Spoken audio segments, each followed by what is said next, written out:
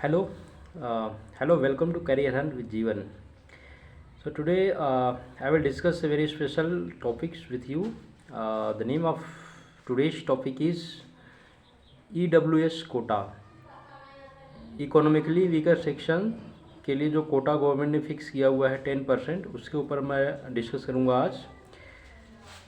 जैसा कि आप सभी ने सुना होगा कि जो इकोनॉमिकली वीकर सेक्शन हमारी सोसाइटी के थे, उनके लिए गवर्नमेंट ने 2019 में 10% कोटा फिक्स किया हुआ है जॉब्स में, एम्प्लॉयमेंट में और जो है एजुकेशनल इंस्टीट्यूशंस में एडमिशन के लिए।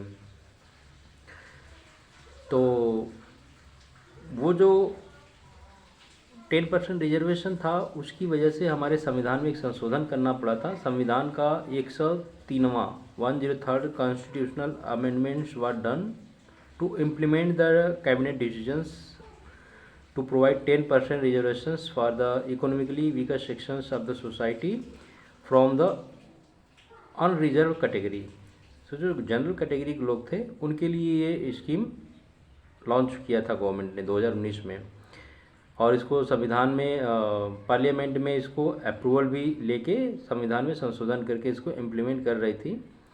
तो इसके अगेंस्ट में जो लोग थे उन्होंने पिटीशन लॉन्च किया था। तो पिटीशन सुप्रीम कोर्ट में चल रहा था, इसके ऊपर सुनवाई तब से लेके अब तक। तो अभी कुछ दिन पहले ही सुप्रीम कोर्ट का इसके ऊपर फाइनल डिसीजन आया हुआ है।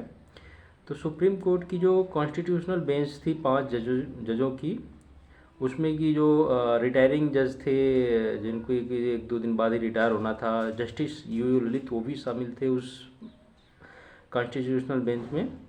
तो 5 जजों की एक बेंच ने इस मैटर के ऊपर सुनवाई किया, और उस सुनवाई के बाद उनका जो डिसीजन था वो 3/2 से पास हो गया। मतलब 3 जजों ने उसके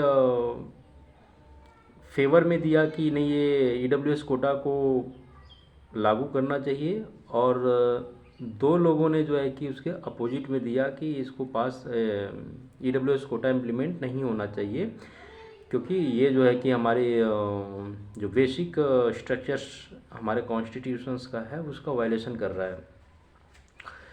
तो इसके ऊपर फिर अभी जिस दिन डिसीजन आया उस दिन तो हर एक पार्टी के लोग बड़े ही खुश हो रहे थे। बट अभी रिसेंटली टुडेज़ का न्यूज़ है कि अभी इसके ऊपर थोड़ा सा डिसेंट्स कुछ पार्टियों में हो रहा है। They are just going to check in details about the social and economical impact of this judgment over the society। so हम ये जानने की कोशिश करेंगे कि एक्चुअल में ये EWS कोटा है क्या, क्यों इम्प्लीमेंट किया गया, और अभी इसके अपोज में क्यों कुछ बातें उठ रही हैं, और इसका एक्चुअल में जो हमारे कॉन्स्टिट्यूशनल मोरालिटीज़ है उसके अकॉर्डिंग ये सही है या नहीं है। और फिर उसके बाद मैं आप लोगों की राय भी जानना चाहूँगा कि आप लोगों की क्या राय यहाँ पे बन रहे हैं।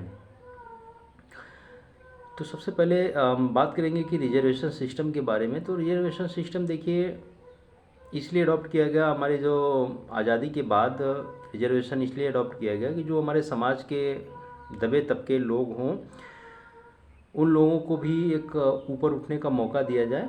तो इस चीज़ को ध्यान में रख के रिजर्वेशन सिस्टम को लागू किया गया, जिस हिसाब का यू कैन से it is one type of graded form of upliftment. जैसे SC ST थोड़ा ज़्यादा दबे लोग थे तो उन लोगों के लिए ज़्यादा वो थोड़ा सा किया गया, और according to the population also, तो उसकी पॉपुलेशन के अकॉर्डिंग उनको रिजर्वेशन दिया गया। फिर OBC के पॉपुलेशन के अकॉर्डिंग उनको, जो अदर बैकवर्ड कास्ट होती है उनको रिजर्वेशन दिया गया। फिर जो जनरल कैटेगरी के लोग थे उनको जो है कि अपना अनरिजर्व कैटेगरी में रखा गया। और जो ये कैटेगराइजेशन किया गया ये कॉस्ट के बेस पे किया गया है, जाति के आधार पे किया गया था। इसमें इकोनॉमिकली कोई फैक्टर इंक्लूड नहीं किया गया था कि इकोनॉमी के बेस पे इसका कैटेगराइजेशन किया जाए। लेकिन अभी जो ये EWS कोटा लागू हुआ है तो इसमें जो कैटेगराइजेशन हुआ है जनरल कैटेगरी का, उसको इकोनॉमिक बेस पे उनका कैटेगराइजेशन किया गया है। कि जिनका 8 लाख से जनरल कैटेगरी में जिनका 8 लाख से कम एनुअल इनकम है वो इस कैटेगरी में EWS कोटे का मतलब बेनिफिट ले सकते हैं। तो अभी तक इस चीज़ को जो पहले कैटेगराइजेशन किया गया था उसमें कॉस्ट बेस्ड था, और अभी जो किया गया वो इकोनॉमी के बेस पे किया गया है। तो मेरा तो पहला क्वेश्चन यही उठता है कि क्या पहले जो कास्ट के बेस पे कैटेगराइजेशन किया है तो क्या हर एक कास्ट में इकोनॉमिकली वीकर सेक्शन नहीं है? हर एक कास्ट में इकोनॉमिकली वीकर सेक्शन है ना? तो फिर उन वीकर सेक्शंस के लिए अलग से क्यों नहीं स्कीम है? जनरल कैटेगरी के कैंडिडेट्स के लिए अलग से वीकर सेक्शन के लिए यहाँ पे स्कीम लॉन्च कर दिया गया है। This is one question. और दूसरा जो कि अभी इसी से रिलेटेड है एक और पॉइंट्स, इसमें जो EWS कोटा है ये पूरी तरह से एक्सक्लूजन किया गया इसमें SC ST और OBC का। तो यहाँ पे SC ST और OBC का एक्सक्लूजन किया गया है। तो जबकि एक गवर्नमेंट ने एक सिन्हो कमेटी बनाई हुई थी, तो सिन्हो कमीशन की एक रिपोर्ट थी, उस रिपोर्ट में ये बताया गया था कि near about 82% population of the country belongs to SC ST and OBC communities। तो 82% लोगों को आप ऐसे कानून बना रहे हैं जिसके द्वारा 82% लोगों को उससे बाहर कर दिया जा रहा है, कर दे रहे हैं। सो according to the constitutions everyone is equal, equality have been provided by the constitution under article 14, right to equality, and article 15 article 16 ये सब कुछ एक तरह से इक्वालिटी के बेस्ड पे ही इसमें जो है कि डिस्क्रिमिनेशन को एलिमिनेट करने की बात कही गई है।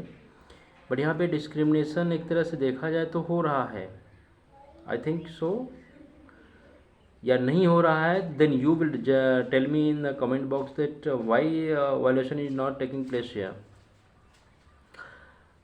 सबसे पहली बात मैं आपको बताना चाहूँ कि this is not a political videos, this is not a political agenda which I am sharing with you. This is the main purpose of this video is to just know, you being a citizen of a country, you being a citizen of this country, you should know about what is right and what is wrong. This is not for the political mobilizations and political aggregations that you just go against the government. Government is doing very well, no doubt. All the steps taken by government is appreciable and very welcomed one. तो आप लोग इसका negative intentions government के against लेके नहीं जाएंगे। This my humble request with all those who is watching this video. This is only for making you aware about the what is right and what is wrong and what should be the right steps in this particular scenario. तो इसलिए मैं चाहता हूँ कि आप लोग इसका सही डायरेक्शन में सोचें और समझें, और उसके बाद यदि कुछ है then government is welcoming you. If you have any points, if you have any agenda regarding your doubts, then you can go through government, you know, there are the open channels to communicate with the government. You can just go through those channels and put your points in front of the government. But आप सोचिए इस चीज़ को और मुझे इसके बारे में बताइएगा कि what should be exactly there. OBC SC ST सबको रिजर्वेशन मिल रहा है, लेकिन उसमें ये जनरलाइज्ड वे में मिल रहा है। You know, this is very generalised form of reservation, but still you will find कि जो OBC कैटेगरी है, SC ST कैटेगरी है, जिसमें कुछ ऐसे भी लोग हैं जो कि इकोनॉमिकली बहुत ही ज़्यादा वीकर है कंपेरेटिवली, उसी में कुछ ऐसे हैं जो कि इकोनॉमिकली अच्छे खासे हैं, सब कुछ ठीक है, but they are also taking the benefit of reservation, and कुछ जो बिल्कुल डिप्रेस्ड है वो भी उन्हीं के इक्विवेलेंट ले रहे हैं। तो यहाँ पे भी you know this very complex scenario you will find in the society. तो ऐसा है वहाँ पे। तो बट यू थिंक कि what is right and what is wrong, ठीक है। तो आप इसके बारे में सोचें समझें और वो अपना करें कि ये जो EWS कोटा है ये अभी इसका सही इम्प्लीमेंटेशन है या गलत इम्प्लीमेंटेशन है।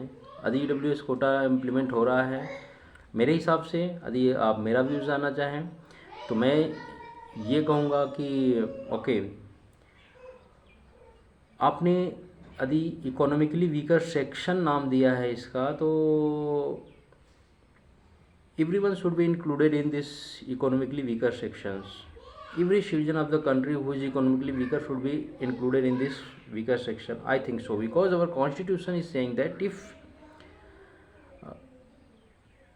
our constitution is saying that there are the provisions for equality, equality के बेस पे ट्रीटमेंट सबका होना चाहिए. This is the basic principles also, you can से इक्वालिटी, है ना. तो बट सेम उसी साथ में ये भी बोला गया है कि गवर्नमेंट अपने डिस्क्रेशन पे, अपनी स्वेच्छा से जो है कि उनको लगता है कि किसी एक सेक्शन का सही से डेवलपमेंट नहीं हो रहा, उनका विकास नहीं हो रहा है, इकोनॉमिकली वो डेवलप नहीं हो पा रहे हैं, उनके सामने कुछ ऑब्स्टिकल्स आ रहे हैं, then government can make laws to uplift those particular societies, those particular sections of the society. तो इस हिसाब से फिर देखा जाए तो गवर्नमेंट ने भी जो EWS कोटा अपलिफ्टमेंट के लिए किया है वो रॉन्ग नहीं है, वो सही है. समाज की एक तबके के जो जिनको कि जो इकोनॉमिकली काफ़ी वीकर है, बट उनको जनरल कैटेगरी में रख दिया गया है. जनरल कैटेगरी में वो हैं, कास्ट के बेस पे जनरल कैटेगरी में आते हैं, लेकिन जो है फिर देखा जाए तो बेचारे केवल कास्ट के आधार पे उनका एक तरह से डिस्क्रिमिनेशन हो रहा है, उसका जो है कि एक्सप्लॉयट हो रहे हैं इस सिस्टम के फ्रेमवर्क में, जो कि अभी तक चल रहा था कि वो बेनिफिट नहीं ले पा रहे गवर्नमेंट की फैसिलिटीज़ का, गवर्नमेंट के जो कि रिजर्वेशंस वगैरह का. तो उनको इस तरह का सुविधा देना एक हित में है और हमारे कॉन्स्टिट्यूशन के हिसाब से है. Here you cannot say that this is the violation of the constitutions and constitutional morality is going to be declined here. लेकिन फिर दूसरा क्वेश्चन उठता है कि फिर इकोनॉमी के बेस पे अभी तक कैटेगराइजेशन नहीं हुआ था हमारी सोसाइटी का, अभी हुआ है, अभी इकोनॉमी के बेस पे जो कैटेगराइजेशन हुआ है, तो आई थिंक सबका होना चाहिए.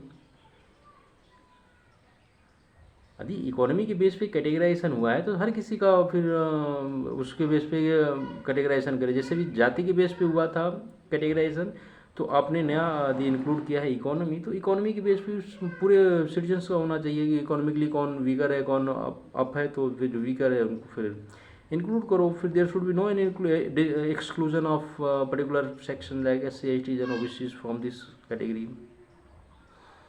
क्योंकि इकोनॉमिकली तो हर कोई हर सेक्शन में वीकर मिलेंगे आपको ना, SC में मिलेंगे, ST में मिलेंगे, OBC में मिलेंगे, जनरल में भी मिलेंगे, हर जगह मिलेंगे. तो यहाँ पे एक तो ये हो गया. फिर उसके बाद इसमें एक और वायलेशन दिखता है थोड़ा सा, दो पॉइंट में और बोलूँगा. पहला एक पॉइंट ये है कि जो 1992 में इंदिरा साहनी केस था, जो उनके अपना जो उस समय रिजर्वेशन के ऊपर जो मंडल कमीशन की रिपोर्ट थी 1992 में, इसका डिसीजन जो है कि इंदिरा साहनी जजमेंट में हुआ था. तो उसमें क्या था कि उसमें एक कैप फिक्स किया गया था कि गवर्नमेंट इससे ऊपर का रिजर्वेशन नहीं दे सकती. जैसे 50% का कैप फिक्स कर दिया गया था कि ये फिक्स है, इसके ऊपर आप जो है कि वर्टिकल रिजर्वेशन नहीं दे सकते हैं. Horizontal reservation can be given by the state governments according to their assessment of the weaker section of the society. लेकिन अभी उस कैप को इंक्रीज़ कर दिया गया है. इसका मतलब सुप्रीम कोर्ट जो है अपने ही डिसीजन को एक तरह से वायलेट करके अपने ही डिसीजन के अगेंस्ट में जाके giving decision. Again, I am not criticizing Supreme Court also. This is my humble request to all of you that you will not criticize anyone, neither Supreme Court, neither government. Everyone has their own roles and they are playing well. They are doing according to the situation, according to the law and order, according to the constitutions. But again, I am saying that this is only from our point of view, that we should understand what is going on. Is it correct or incorrect? फिर उसके बाद जो है कि मंडल commission की report के ऊपर जो फिर पिटिशन वगैरह हुए थे, तो उसमें इंदिरा साहनी केस में जो जजमेंट आया था 50% का कैप रखा गया था. और लेकिन अभी जो है कि 10% इंक्रीमेंट कर दिया गया। This is vertical reservations given by government and recommended approved by supreme court. So ये पॉइंट ये हो गया। दूसरा, अभी जो सुप्रीम कोर्ट के डिसीजन में आपने देखा होगा कि 3 जजों ने फेवर में दिया है, और जो 2 जज थे इसमें, एक ही चीफ जस्टिस ऑफ इंडिया थे यू ललित साहब, उन्होंने खुद इस EWS कोटे के अगेंस्ट में जजमेंट दिया है। तो आप इस चीज़ से एक असेसमेंट और लगा सकते हैं कि there are certain flaws in the law which is violating the basic framework of the constitution, है ना। यदि सुप्रीम कोर्ट के सीनियर जज ऐसे जा सकते हैं तो इसका मतलब कुछ इसमें वायलेशन हो सकता है। बट अगेन, जो 3 जजों ने दिया है अपना डिसीजन, वो भी गलत नहीं है। वो भी एक उतने ही डिग्निफाइड जज है जितने कि you can say the chief justice of India. So we can not decline the dignity and we can not decline the knowledge levels of those 3 judges which have given their judgment in favor of the EWS quota। तो सारे ही prominent जजेस थे, सबने जो है कि अपने base अपनी समझ के ऊपर डिसीजन दिया हुआ है। और इसमें जो है कि फिर जब सब इक्विवेलेंट होते हैं तो वहाँ पे जब मेरिट चेक होती है तो फिर मेरिट में जो that's why there are the voting system have been adopted at every stages, in the parliament also. If some bills have been put up in parliament, then on the basis of the voting, if it is not unitarily passed by the parliament, then the voting system is adopted there, and if a majority would win in favor of the bill, then that will be passed accordingly. Everywhere where there is a panel, there is a group of members which will take the final decision over any issues. Then if all the decisions are not in favor, then majority votes will define whether the bill whether the issue have been passed or failed। तो वही same है। तो यहाँ पे but हम सबको इस orders को ओबे करना चाहिए। जो भी सुप्रीम कोर्ट का ऑर्डर है, that is the supreme one, because supreme court जो कि फाइनल जो है कि इंटरप्रेटेटर होते हैं हमारे कॉन्स्टिट्यूशंस के, वो जो भी डिसीजन देंगे बढ़िया अच्छा देंगे, संविधान के हिसाब देंगे। लेकिन आप एक आम नागरिक हैं, जो कुछ भी होता है आम नागरिक के लिए ही होता है, जो कुछ भी बनता है आम नागरिक के लिए बनता है, देश की जनता के लिए बनता है। तो आप एक देश की सभ्य जनता होने के नाते सोचिए, समझिए और अपने कमेंट्स हमें लिखिए, शेयर करिए, बताइए कि जो है कि एक्चुअल में क्या होना चाहिए। This is very analytical point of view. You being a sensitive citizen of this country, this is your the moral responsibility also towards your government and towards your judiciary, and of course towards your rights and duties to know and understand and make a very cordial natures, बहुत ही अच्छे nature के साथ आप इस चीज़ को discuss करें। And aggression is not required here. If you are aggressive about that government, how government have taken such type of action, how Supreme Court can take decisions, so I think this particularly this channel is not for you। तो यही था मेरा आज का topic जिसके ऊपर मैं बात करना चाह रहा था आप लोगों से। अपने जो है कि कंस्ट्रक्टिव आइडियाज़ को, आइदर पॉजिटिव और negative ideas you have, I will not say here negative, either supportive or against the judgment। If you have any ideas you can share with me, you can write down in the comment box। तो ये था आज का मेरा topic. अब मैं इस topic से हटके थोड़ी सी बात करना चाहूँगा कि देखिए, ये मैंने चैनल इसलिए बनाया है कि इस चैनल के माध्यम से हम थोड़े से जो अपने कुछ स्टूडेंट्स हैं जो कि कुछ करना चाहते हैं, कुछ बनना चाहते हैं, and they are not getting a proper guideline how have to do and what have to do and what steps should be taken to do anything in the life. And so initiate and to provide an initial guideline to those candidates who want to do something in futures and who have their own aspirations for their life. I will provide all the types of assistance to them, whatever they want, because I have a huge experience of near almost all the allied services. For examples, from defense SSB, I have three times I have faced three times SSB from the IAS examination. So I appeared to three times for the civil services examinations also. But unfortunately, being in the army, and of course due to not having sufficient time for my study, and I couldn't manage to get selected through the IAS, and of course I had cleared one times IAS pre-examinations also, but couldn't get, and then now I am running in overage, so my chance to go in the IAS haven't finished here.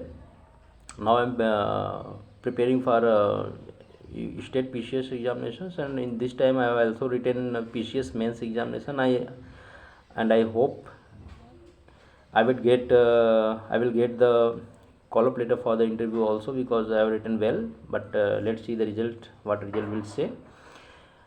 I have also cleared the SSC CGL examinations, and there are so many lower levels examinations. So you can say the all the elite services of the country have been faced by me, and I have the analytical power about those services also. So that's why I am saying that if you are, and also one more thing I would like to add here, that I was I was a student of science background, so I have a conceptual clarity about the science also. So that's why I'm saying that if you have any doubts in any fields, you want to take any guidelines, you want to take any knowledge or initiative steps, how should you take initiative steps, etc. Then आप आइए, हमसे बात करिए, अपने problem बताइए, हम और आप मिल के उस प्रॉब्लम के बारे में सोचेंगे, समझेंगे और उसको दूर करने की कोशिश करेंगे. कभी भी पॉजिटिव वे में चल के अपने टारगेट को हासिल करने की कोशिश करिएगा. इस चीज़ को ध्यान रखिएगा. सिस्टम, कोई भी सिस्टम हो, सिस्टम के अगेंस्ट में कभी भी जाने की कोशिश मत करिएगा, क्योंकि जो भी सिस्टम होता है बहुत ही वेल इस्टेब्लिश्ड, वेल ऑर्गेनाइज्ड होता है, बहुत अच्छी तरह से उसकी फंक्शनिंग होती है. आप जो है कि उसके खिलाफ जाने की कभी भी कोशिश ना करिए. ये एक जो कि बैड सिटीजन्स का एक सिंबल्स होता है. ठीक है, तो बस इतना ही कहना था. और एक और पॉइंट है कि यदि आपको लगता है कि नहीं यार ये बोरिंग है, ये my video is very boring, then you most welcome, you can quit me. आप छोड़ सकते हैं. मैंने इस चैनल को सब्सक्राइबर जोड़ने के लिए नहीं बनाया है.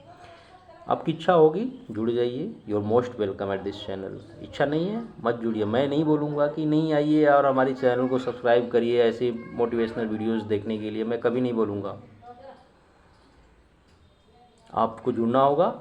आपको यदि लगता है कि नहीं यार बंदे से कुछ सीखने को मिलेगा, जुड़ जाइए. नहीं लगता है मत जुड़िए. पता नहीं लाखों करोड़ों चैनल चल रहे हैं, जहाँ अच्छा लगता है देखिए, जो हम आपको समझ में आता है समझिए. हम अपनी तरफ से कुछ देने की कोशिश कर रहे हैं. जिसको लेने की इच्छा हो आइए, जिसको इंटरेस्ट हो समझने का, this is absolutely pure one.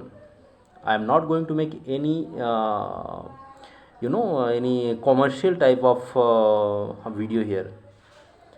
This is pure and based on purely my knowledge. ये मेरे खुद के नॉलेज के बेस पे सारे वीडियोस बन रहे हैं. खुद की एक्सपीरियंस के बेस पे मैं वीडियोस बना रहा हूँ. खुद के एनालिसिस और असेसमेंट के बेस पे मैं वीडियोस बना रहा हूँ. और खुद की अंडरस्टैंडिंग्स, क्योंकि बहुत लंबा अंडरस्टैंडिंग्स है. मैं 17 ईयर्स आर्मी में भी रहा हूँ, तो वहाँ का भी एक्सपीरियंस है मेरे पास. तो all the experiences have been along with me. That's why I am making videos based on only and only over my experience, and I'm not taking any extra shots from someone else. So thank you for watching video. Wait for the next video. Thank you.